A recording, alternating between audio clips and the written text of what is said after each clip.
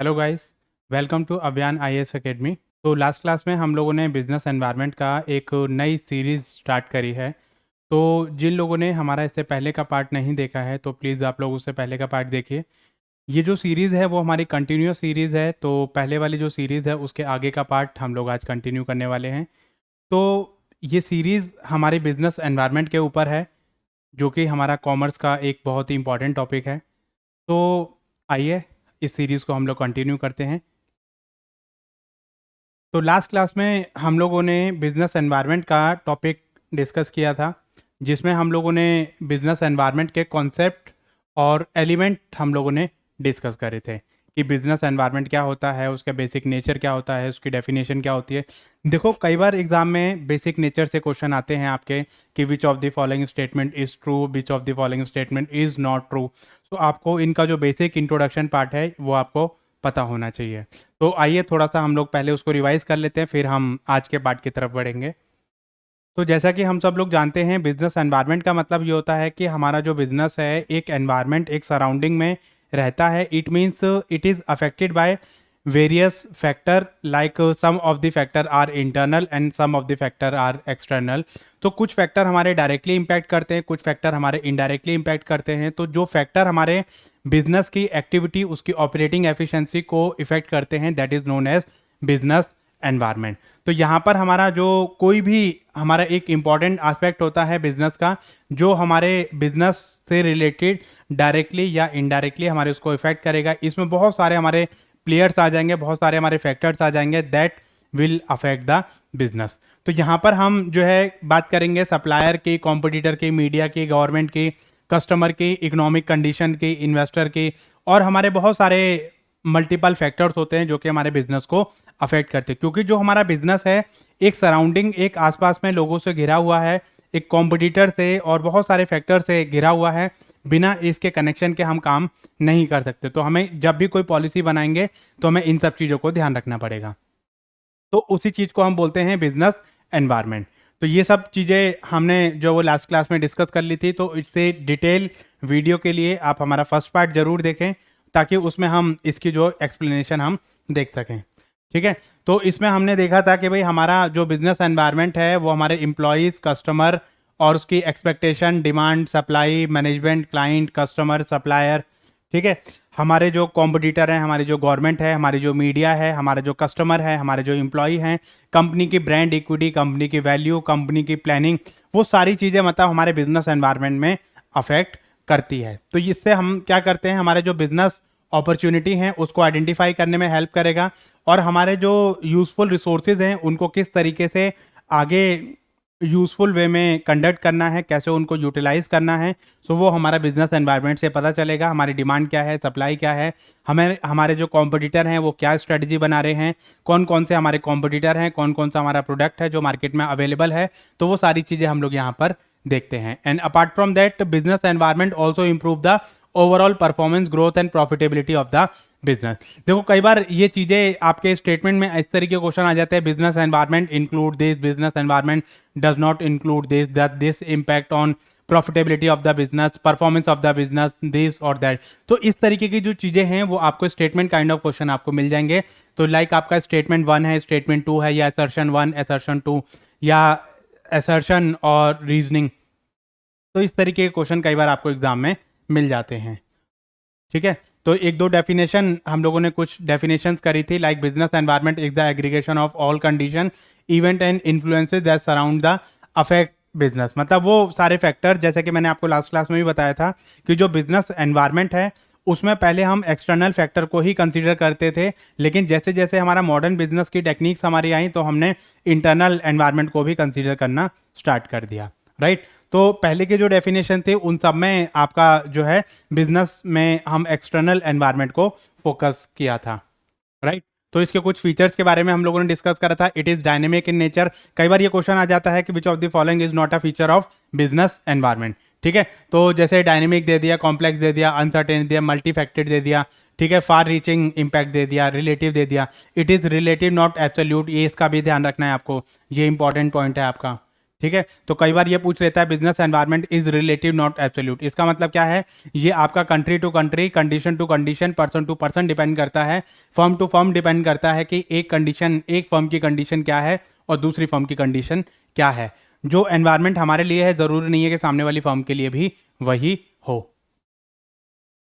ठीक है, तो इसमें कुछ कैरेक्टरिस्टिक्स हम लोगों ने बात करे थे, जैसे इसमें एडॉप्टेबिलिटी चाहिए, हमारा रिस्क चाहिए, फार रीचिंग इम्पैक्ट रहता है आपका, एग्रीगेशन ऑफ मल्टीपल फैक्टर्स, ठीक है, और इंटरकनेक्टेड कंपोनेंट्स होते हैं, अनप्रिडिक्टेबल रहता है, थोड़ा सा रिस्की रहता है, तो आपको थोड़ा सा चीज़ों को, इन सब चीज़ों को फीचर्स के बारे में आपको थोड़ा सा ध्यान रखना है। ठीक है, आपका कॉम्प्लेक्स इन नेचर होता है, डायनेमिक होता है, रिलेटिव होता है, मतलब कंट्री टू कंट्री आपका डिफर करता है, अनसर्टेनिटी इसमें रहती है, मल्टी फैक्टेड आपका रहता है, जैसे आपका इंडिविजुअल टू इंडिविजुअल आपका डिपेंड करता है। फॉर एग्जांपल कि जैसे मान लो फॉर एग्जांपल कि एक कंपनी है, जैसे ऑयल एक्सपोर्टिंग कंट्रीज हैं, ठीक है, उनके लिए अगर पेट्रोल का अगर प्राइस या ऑयल का प्राइस हमारा बढ़ता है, ठीक है, तो उनके लिए तो अच्छा है, लेकिन हमारे लिए वो बेकार है। ठीक है, एज एन इंडिविजुअल आप कंज्यूमर सोचोगे तो भाई उसमें क्या रहेगा कि पेट्रोल हमारा पहले 100 का आ रहा था, अब 105 का आ रहा था। ठीक है, तो वहां पर आपकी जो चीजें हैं वो क्या हो जाएंगे, वो एक के लिए हो सकता है कि थोड़ा सा आपको लगे कि भाई बेकार हो गया, नहीं बढ़ना चाहिए, लेकिन कंपनी पॉइंट ऑफ व्यू से होता है कि भाई जितना बढ़ जाए उतना ही अच्छा है। ठीक है, तो ये चीजें हमारी इसमें आ जाती हैं। तो इसके अलावा कुछ हम लोगों ने एडवांटेज और इंपॉर्टेंस भी पढ़ी थी हमने इसकी, कि जैसे अगर आप बिजनेस एनवायरनमेंट को स्टडी करते हो तो it will create a first mover advantage. मतलब आप एनवायरनमेंट को स्टडी कर लेते हो, स्टडी करने के बाद आपको कुछ एडवांटेज ऐसे मिलते हैं जो फर्स्टली मूव करेगा उसको एडिशनल एडवांटेज मिलेगा, that is known as first mover advantage. Early warning signal, मतलब आपके बिजनेस में क्या क्या चेंजेस आने वाले हैं, क्या क्या चीज़ें आपको करनी चाहिए, तो उसका कुछ सिग्नल्स हमें जो वो मिल जाते हैं। तो वो सारी चीज़ें मतलब यहाँ पर हमें मिल जाती है कि जो बिजनेस एनवायरनमेंट है वो हमारा कस्टमर फोकस रहता है, मतलब कस्टमर पे फोकस करता है, देखता है कि बिजनेस में हम जो है कस्टमर को एंटायरली फोकस करते हैं, क्योंकि जितनी भी एक्टिविटी हम कंट्रोल कर रहे हैं, मैनेज कर रहे हैं, वो सब किस पे फोकस्ड हैं, कस्टमर पे फोकस्ड है। यहाँ पर हमें स्ट्रेटजी को फॉर्मुलेट करने में हमारी हेल्प करेगा कि स्ट्रेटजी को कैसे प्लान करना है और स्ट्रेटजी हमें कैसे बनानी है। It is a long term tactics जो कि हमारे कॉम्पिटिटिव एडवांटेज के लिए हम बनाएंगे। कंपटीशन को कैसे विन करना है, कंपटीशन को किस तरीके से आगे कंटिन्यू करना है, आपको कैसे वहां पर एक एज लेनी है कंपटीशन के, तो वो आपकी स्ट्रेटजी फॉर्मुलेशन में आ जाती है।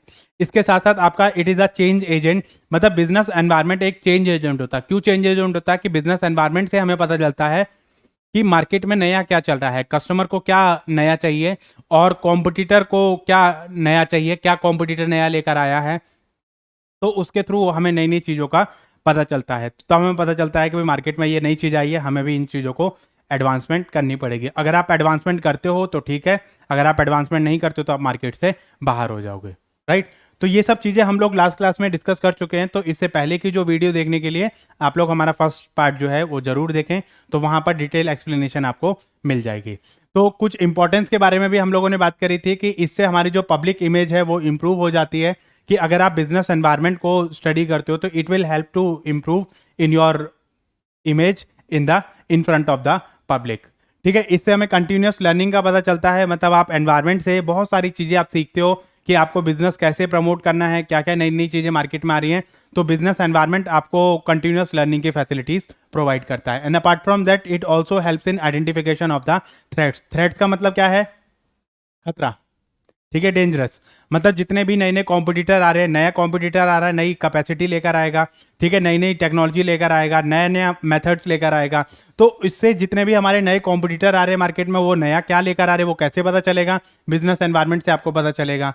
Coping with the dynamic environment and the improving performance, मतलब आपको जो डायनेमिक एनवायरनमेंट चल रहा है, ये जो बिजनेस एनवायरनमेंट हमारा कंटिन्यूस चल रहा है, डायनेमिक रहता है वो, दैट कीप ऑन चेंजिंग।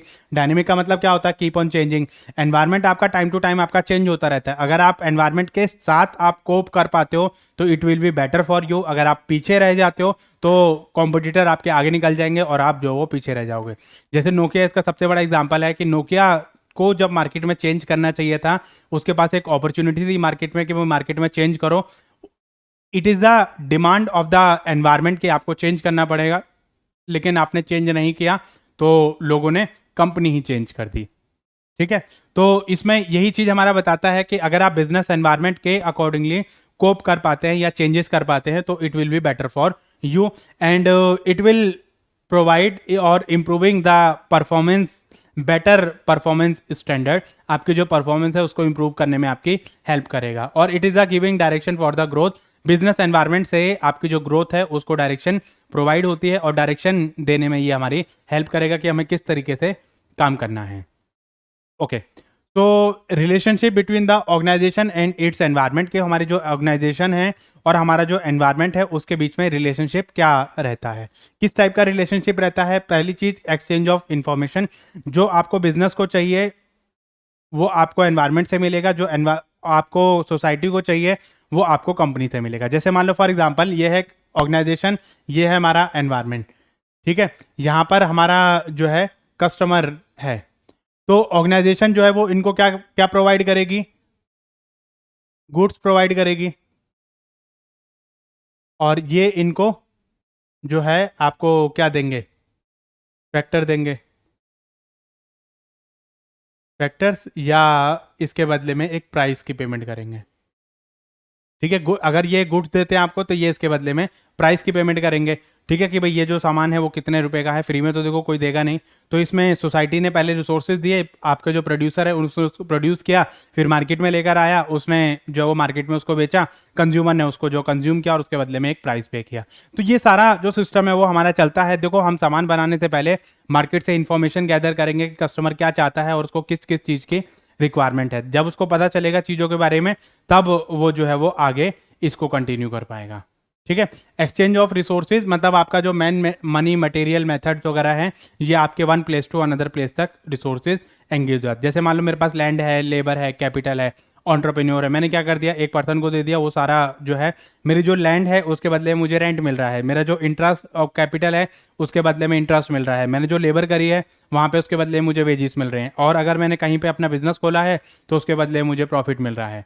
तो ये सारा जो वो रिसोर्सेज एक जगह से दूसरी जगह पे कन्वर्ट हो जाते हैं, मेरी जो मनी है वो एक फॉर्म से दूसरी फॉर्म में कन्वर्ट हो जाती है, राइट। जो मेरे पास पैसा था उससे मैंने रॉ मटेरियल से वर्क इन प्रोग्रेस से फिनिश गुड से मेरा दोबारा से कैश में कन्वर्ट हो गया। तो ये चीज़ें मेरी जो वो बिजनेस एनवायरनमेंट के थ्रू ही सारी कन्वर्जन होता है। It is a intersection process. Intersection process इसलिए होता है क्योंकि आप जो ऑर्गेनाइजेशन है और जो हमारा कस्टमर है, दोनों क्या करते हैं, एक दूसरे को इंटरेक्ट करते हैं।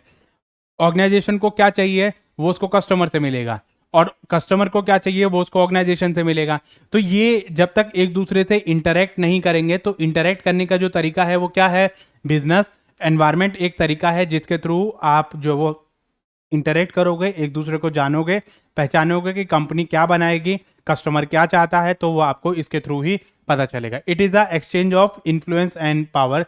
इन्फ्लुएंस एंड पावर का मतलब ये होता है कि कस्टमर को आप पावर दे देते हो, कस्टमर जो है आपके प्रोडक्ट को यूज़ करेगा। जब वो आपके प्रोडक्ट को यूज़ करेगा तो उसको प्रोडक्ट जो वो अच्छा लगेगा या बेकार लगेगा। अगर अच्छा लगेगा तो वो उसको दोबारा से मतलब जो है पसंद करेगा और ज़्यादा क्वांटिटी में आप उसको बनाओगे। अगर उसको पसंद नहीं आता तो वो कंप्लेंट करेगा और अपना फीडबैक देगा कि भाई हमें ये वाला जो प्रोडक्ट है वो पसंद नहीं है। कंपनी क्या करेगी, उसमें इंप्रूवमेंट करेगी। तो इससे ये जो चीज़ें हैं एक बेटर रिलेशनशिप कन्वर्ट करता है ऑर्गेनाइजेशन और बिजनेस एनवायरनमेंट के बीच में। ठीक है, तो आप कस्टमर क्या चाहता है, बिजनेस क्या चाहता है, इसके ये जो सब चीज़ें हैं वो हमें कहाँ से पता चलेंगे, बिजनेस एनवायरनमेंट को स्टडी करने के बाद ही पता चलेंगे। तभी हम जान सकते हैं कि जो हमारा बिजनेस है वो किस तरीके से आगे इंप्रूवमेंट करेगा, how we can connect with the more and more employees and rest of the factor.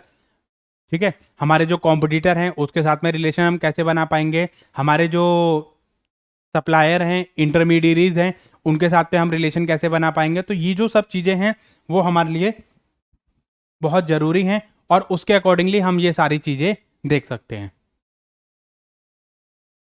Okay, सो हम बात करेंगे ऑब्जेक्टिव ऑफ बिजनेस एनवायरनमेंट की।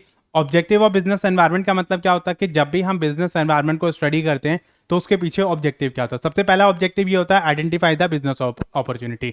मतलब जितने भी हमारे बिजनेस हैं उसमें अपॉर्चुनिटी आनी चाहिए। अपॉर्चुनिटी मतलब चांस टू ग्रो और चांस टू लर्न। ठीक है, तो वहां पर आपके पास क्या क्या अपॉर्चुनिटी हैं, क्या क्या ऑल्टरनेटिव्स हैं आपके पास, और उसमें कौन कौन सी अपॉर्चुनिटी आपके पास हैं, कौन कौन से ऑल्टरनेटिव्स आपके पास हैं, जहां पर आप अपनी जो कैपेबिलिटी है उसको आप एनहांस कर सकते हो, प्रोडक्शन आप एनहांस कर सकते हो, और अपनी जो कैपेसिटी है उसको भी आप एनहांस कर सकते हो। तो ये आपको कहां से पता चलेगा, बिजनेस एनवायरनमेंट से पता चलेगा। आपकी जो परफॉर्मेंस है उसको इंप्रूव करने में बिजनेस एनवायरनमेंट जो वो हेल्प करेगा। कैसे हेल्प करेगा? ये नेसेसरी इन्फॉर्मेशन आपको सप्लाई करेगा कि कस्टमर आपसे ये चाहता है, कस्टमर आपसे ये चाहता है, उसको इस चीज़ की डिमांड है, इस चीज़ की रिक्वायरमेंट है, तो वो आपको यहाँ से पता चलेगी। It is the basis of decision. Basis of decision का मतलब यह है कि जब भी आप डिसीजन बनाओगे तो वो डिसीजन बनाने में सबसे पहले जो बेस आप बनाओगे किसके बेसिस पे बनाओगे? बिजनेस एनवायरनमेंट की स्टडी के बेसिस पे बनाओगे। जब तक आप बिजनेस एनवायरनमेंट को स्टडी नहीं करोगे तब तक आप अपना जो बेस है वो क्रिएट नहीं कर सकते हो। मतलब बिना उसके आप डिसीजन जो वो नहीं बना सकते हो। अगर आपने डिसीजन बना भी लिए तो वो सक्सेसफुल डिसीजन आप नहीं बना पाओगे। बिजनेस के सर्वाइवल के लिए आपको बिजनेस एनवायरनमेंट को स्टडी करना बहुत जरूरी है, क्योंकि आप आज जिस पोजीशन में आप बैठे हो, अब कल को बिजनेस में क्या चलेगा, क्या नई चीज आएगी मार्केट में, क्या नया इंप्रूवमेंट आएगा, जब तक आपको इन चीजों के बारे में नॉलेज नहीं है, जब तक आपको इन सब चीजों के बारे में नहीं पता है, तब तक आप मार्केट में आगे सर्वाइव नहीं कर पाओगे। इसके साथ साथ मतलब हमारा जो पॉलिसीज है, पॉलिसीज को बनाने का जो काम है वो भी कहाँ से होता है? बिजनेस एनवायरनमेंट से होता है। इसके साथ साथ हमारी जो प्लानिंग है, प्लानिंग करने में भी हमारा जो वो असिस्ट करता है, मतलब हेल्प करता है इन द प्लानिंग। मतलब आपका जो प्लानिंग है उसमें भी हमारा जो बिजनेस एनवायरनमेंट है वो आपको हेल्प करेगा और बताएगा कि भाई किस तरीके से आपके बिजनेस एनवायरनमेंट, बिजनेस को कैसे इंप्रूव करना है, आपकी जो कैपेबिलिटी है उसको कैसे इंप्रूव करना है, कस्टमर को लॉन्ग टाइम के लिए कैसे कनेक्ट करना है, और आपकी जो गुडविल है, मार्केट शेयर है, पोजीशन है, उसको कैसे आगे इंप्रूव करना है। Okay, so this is one of the most important part of the business environment. इसमें से क्वेश्चन आपको अक्सर मिल जाता है। क्या कहता है? Component of the business environment, या आपके जो टाइप्स हैं वो क्या होते हैं। तो ठीक है, तो हमारे जो कंपोनेंट की अगर मैं बात करूं तो जो बिजनेस एनवायरनमेंट है उसको दो पार्ट में हम डिवाइड कर सकते हैं। कौन कौन से? इंटरनल और एक्सटर्नल। ठीक है, एक बार ये क्वेश्चन आया था आपका कि which of the following is not a category of business environment.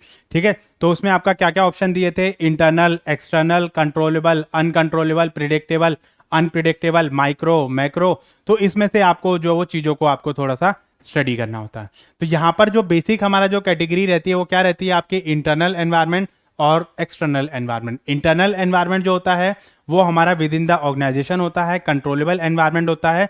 इसको कंपनी पूरी तरीके से कंट्रोल कर सकती है, कंपनी जब चाहे जैसे चाहे इसको चेंज कर सकती है। ठीक है, एक्सटर्नल जो होता है वो कंपनी के आउटसाइड द बाउंड्रीज होता है, कंपनी की बाउंड्री के बाहर रहता है और कंपनी के कंट्रोल के भी बाहर रहता है। ठीक है, इसको कंपनी जो वो कंट्रोल नहीं कर सकती है। ठीक है, तो इंटरनल एनवायरनमेंट आपका कंट्रोलेबल एनवायरनमेंट हो गया और एक्सटर्नल एनवायरनमेंट आपका अनकंट्रोलेबल एनवायरनमेंट हो गया। ठीक है, एक्सटर्नल को फिर हम दो पार्ट में डिवाइड कर देते हैं, माइक्रो एनवायरनमेंट और आपका macro environment. I stand for individual,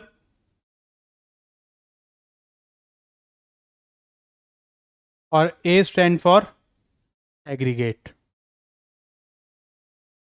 ठीक है, तो ये छोटी छोटी चीजें हैं जिसका आपको थोड़ा सा ध्यान रखना है। तो जो माइक्रो एनवायरनमेंट होता है इसका दूसरा नाम होता है टास्क एनवायरनमेंट और ऑपरेटिव एनवायरनमेंट, क्योंकि इसी एनवायरनमेंट में रह के उसको काम करना है। ठीक है, और जो मैक्रो एनवायरनमेंट रहता है इसको हम जनरल एनवायरनमेंट और रिमोट एनवायरनमेंट कह देते हैं। जनरल एनवायरनमेंट और रिमोट एनवायरनमेंट का मतलब क्या होता है कि इस एनवायरनमेंट में हमारा ये जो एनवायरनमेंट होता है किसी एक पर्टिकुलर के लिए नहीं होता, ये सबके लिए होता है, ये एग्रीगेट के लिए होता है। ए स्टैंड फॉर एग्रीगेट, और इसलिए इसको हम जर्नल और रिमोट एनवायरनमेंट बोल देते हैं। मतलब इसका इंपैक्ट किसी एक इंडिविजुअल फॉर्म पे नहीं पड़ेगा, इसका इंपैक्ट सब लोगों पे पड़ने वाला है। ठीक है, तो माइक्रो एनवायरनमेंट जो रहता है वो आपका क्या रहेगा? टास्क और ऑपरेटिव एनवायरनमेंट रहता है। कई बार ये भी पूछ लिया जाता है कि which of the following is known as task और ऑपरेटिव एनवायरनमेंट। ठीक है, और इसमें से किसको हम जनरल एनवायरनमेंट बोल देते हैं, या कई बार आपकी मैचिंग आ जाती है कि controllable environment, uncontrollable environment, general environment और आपका टास्क एनवायरनमेंट, तो आपको बोल देगा कि भाई इसमें मैचिंग करो। ठीक है, तो इस तरीके से कई बार जो चीजें हैं वो थोड़ा सा आपको ध्यान रखना होता है। या कई बार वो पूछ लेगा which of the following is not a part of micro environment और which of the following is a part of macro environment. ठीक है, तो ये जो बेसिक कैटेगरी है वो आपके क्या है? दो पार्ट में आपने डिवाइड कर दिया, इंटरनल और एक्सटर्नल। इंटरनल आपका विद इन द कंपनी, तो ये आपका कंट्रोलेबल हो गया। एक्सटर्नल आपका आउटसाइड द बाउंड्री, तो ये आपका अनकंट्रोलेबल हो गया, जो बियॉन्ड द कंट्रोल है। ठीक है, एक्सटर्नल के दो पार्ट कर दिए, माइक्रो और मैक्रो। जो आपके इंडिविजुअल लेवल पे इफेक्ट करेगा दैट इज योर माइक्रो, और जो आपके एग्रीगेट लेवल पे स्टडी करेगा और इफेक्ट करेगा उसको हम क्या बोलते हैं, मैक्रो एनवायरनमेंट। ठीक है, तो ये जो है बेसिक बेसिक चीजें हैं आपके। चलिए कुछ चीजें हम देखते हैं। ठीक है, ये बहुत इंपॉर्टेंट, ये जो पिक्चर आपको दिख रही है बहुत ही इंपॉर्टेंट पिक्चर है। इसमें आपको इसके जो बिजनेस एनवायरनमेंट है इसके बारे में आपको काफ़ी सारी चीज़ें इसमें से क्लियर हो जाएंगी। ठीक है, तो ये मैंने आपको बता दिया कि जो बिजनेस एनवायरनमेंट है उसके हमारे दो पार्ट हो गए, कौन कौन से, इंटरनल एनवायरनमेंट हो गया और हमारा एक्सटर्नल एनवायरनमेंट हो गया। अब इंटरनल एनवायरनमेंट में क्या क्या चीज़ें आएंगी ये मैं आपको बता देता हूँ।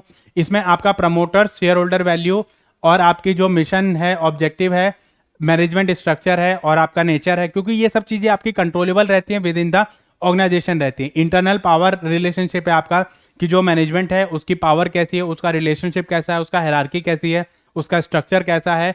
कंपनी की इमेज और ब्रांड इक्विटी, ये पॉइंट बहुत इंपॉर्टेंट है। कई बार ये क्वेश्चन पूछा जाता है कि कंपनी की इमेज और brand equity is an example of, या which of the following is not a internal part of business environment. ठीक है, इसको हम इंटरनल एनवायरनमेंट भी कह सकते हैं।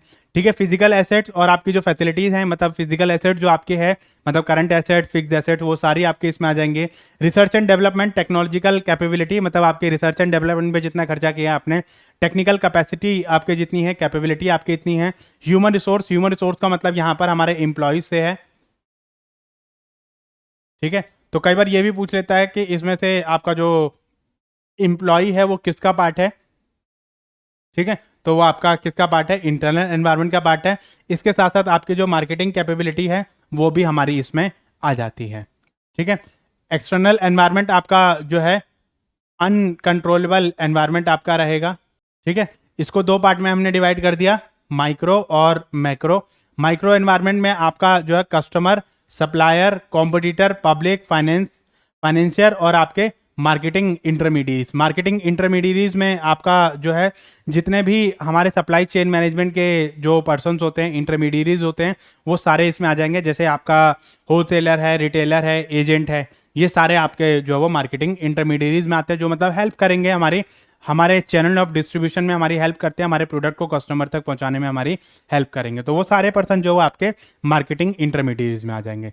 इसके साथ साथ हमारा जो मैक्रो एनवायरनमेंट है इसको जनरल और रिमोट एनवायरनमेंट कह देते हैं। इसमें आपका जो वो पेस्टल एनालिसिस आपका आ जाएगा।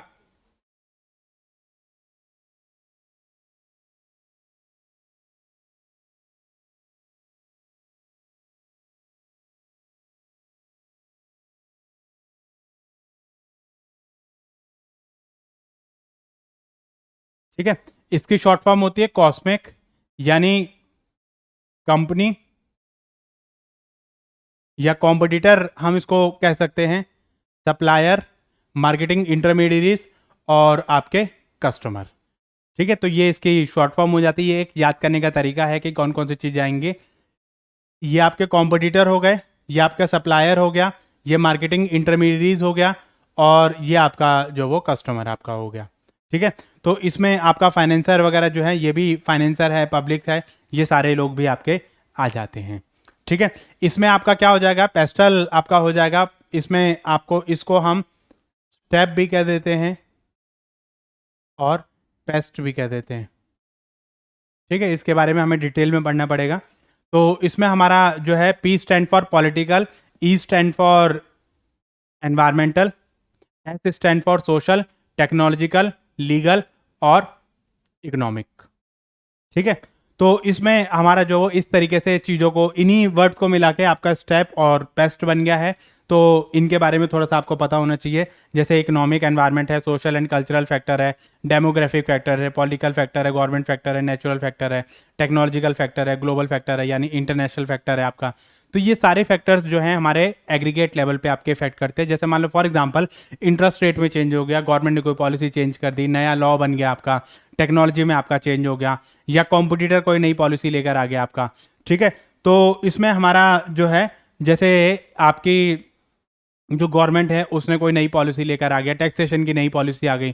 ठीक है, और जीएसटी में कुछ चेंज हो गया और कोई नया नया एक्ट हमारा बन गया है, एक्ट में कुछ चेंजेस हुआ है, अमेंडमेंट हुआ है, आपकी जो पॉलिटिकल पार्टीज है उसका सिनेरियो हमारा चेंज हो गया है। तो इन सब चीज़ों को देखते हुए हम जो है वो अपने सारे फैक्टर्स को ध्यान में रखते हुए अपने इस जो मैक्रो एनवायरनमेंट है इसको स्टडी करते हैं, क्योंकि जब तक कंपनी मैक्रो एनवायरनमेंट को स्टडी नहीं करेगी तब तक कंपनी सक्सेसफुली रन नहीं कर सकते। तो इसमें ये बहुत इंपॉर्टेंट चीज़ है कि आपका इंटरनल में क्या आएगा, माइक्रो में क्या आएगा और मैक्रो में क्या क्या आएगा। ठीक है, तो ये चीज़ें हमारी इसमें आ जाती हैं। ठीक है, तो इसके बारे में हम लोग बात करते हैं थोड़ा सा इंटरनल एनवायरनमेंट के बारे में कि हमारा इंटरनल एनवायरनमेंट क्या होता है। तो इंटरनल एनवायरनमेंट का मतलब क्या होता है, ये सारे वो फोर्सेस जो हमारे कंपनी की विद इन एन एनवायरनमेंट जो हमारा कंपनी के बिजनेस और उसकी एफिशिएंसी को अफेक्ट करेगा इंटरनली, तो उसको हम क्या बोलेंगे, इंटरनल एनवायरनमेंट। तो ये हमारा क्या होता है, इसमें वो सारे फैक्टर आते हैं जो हमारे कंट्रोलेबल इन नेचर होते हैं, क्योंकि जिनको बिजनेस जो वो एक लिमिट तक आपका कंट्रोल कर सकता है। ठीक है, इसमें वो सारे फैक्टर आएंगे जिसको जो within the boundary of the organisation रहते हैं और इसके साथ साथ जो कंपनी जो है उनको कंट्रोल कर सकते हैं। तो इसलिए उसको इंटरनल एनवायरनमेंट या कंट्रोलेबल एनवायरनमेंट भी कह देंगे। इसमें आपका कौन कौन आएगा, आपके एम्प्लॉयज है, शेयर होल्डर है, ऑर्गेनाइजेशन स्ट्रक्चर है, ऑर्गेनाइजेशन का कल्चर है, तो ये सारी चीजें आपकी जो वो इसमें आ जाएंगी। इसके साथ साथ आपका प्रमोटर, शेयर होल्डर वैल्यू और आपका जो है मिशन, मैनेजमेंट स्ट्रक्चर, ये सारी चीज़ें मैंने आपको बता दी है। इसमें ये चीज़ जो है वो इंपॉर्टेंट है, ये मैंने आपको अभी बताया।